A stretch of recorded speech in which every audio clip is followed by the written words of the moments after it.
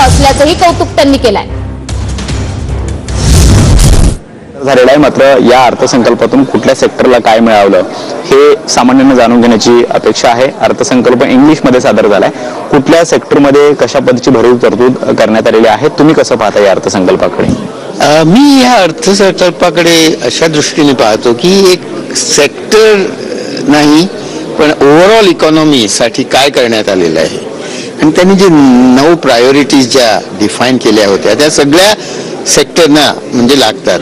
तसं बघितलं तर ॲग्रिकल्चर म्हणा, मॅन्युफॅक्चरिंग म्हणा, सर्व्हिसेस म्हणा, तर त्या दृष्टीने मी त्यांचा जो उपक्रम आहे तो 5 वर्षाचा दृष्टिकोन करून पुढे ठेवलेला आहे। ते एक छान गोष्ट आहे, कारण काय आज बजेट एका वर्षामध्ये काही फारसा इम्पॅक्ट होतो तसा नाही आहे। आपल्याला 5 वर्षाचा पुढे बघितलं पाहिजे आणि आज गव्हर्नमेंट कॉन्फिडंट आहे की 5 वर्ष they will run this country, तर त्यामुळे एक दृष्टिकोन चांगला वाटला मला। तो एक भाग आहे।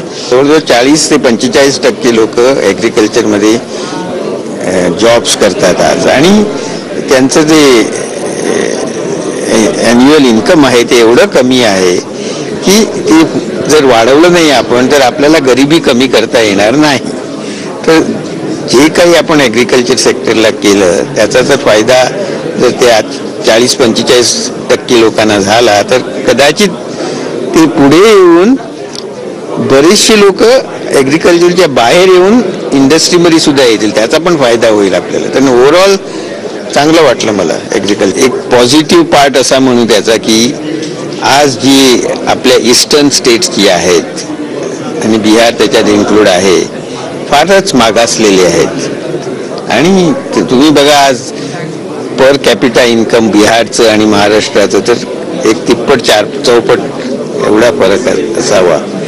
तर त्या स्टेटला काही चांगलं झालं तर सगळ्या देशाला फायदा होईल त्याचा आणि त्याप्रमाणे त्याच्यात काही निगेटिव्ह असं नाही वाटलं मला। इन्कम टॅक्समध्ये काही अंशतः बदल करण्यात आलेले आहे, तो जरा निगेटिव्ह वाटला। हे कॅपिटल गेन्स टॅक्स केलं तर त्यांचं तेवढं नुकसान होईल, हे कॅपिटल गेन्समध्ये काही बदल करता आला तर चांगलं होईल असं वाटतं मला। ओरिजिनल जो ठेवला आहे तोच केला तर बरं होईल। ओरिजिनल अमित शिगवण सोबत कृष्णा सोनारडकर, TVN मराठी। तर केंद्रीय अर्थसंकल्पावर विरोधी पक्षनेते विजय वडेट्टीवार यांनी टीका केली आहे। नितीश कुमार